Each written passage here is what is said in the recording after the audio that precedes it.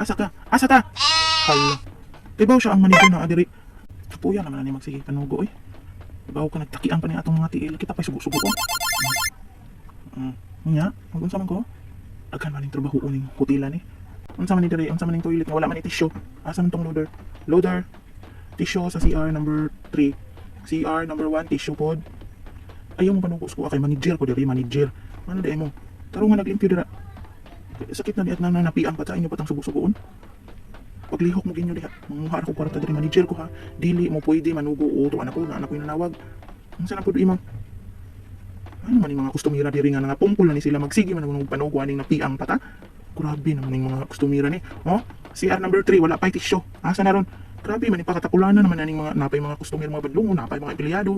Asa naman dun siya? Asa man nangitag? Asa to yung gipangita di ay? Hair dryer.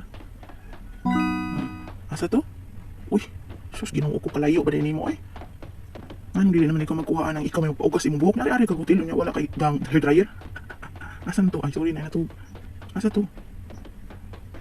Uy, ginoo ko kalayo. Ay isa, hapit ako dali.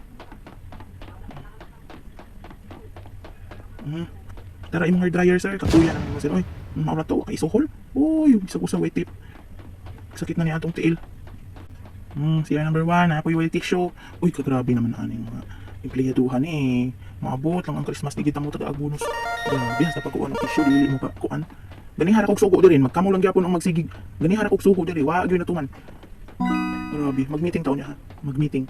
Meeting sa tong CR. Grabe sa CR, dili mo kakuan sa tissue. Saan na lang ingon sa customer nga wa tay budget. Kadato na ako may wa tay budget. Ikaw sus, naglangay-langay nga ara di ay ka. Nga mo balik pa ka. Asa ka? Asa ta? Hala. Tibaw siya ang manager na adiri. Wala ko sus ginoo ko.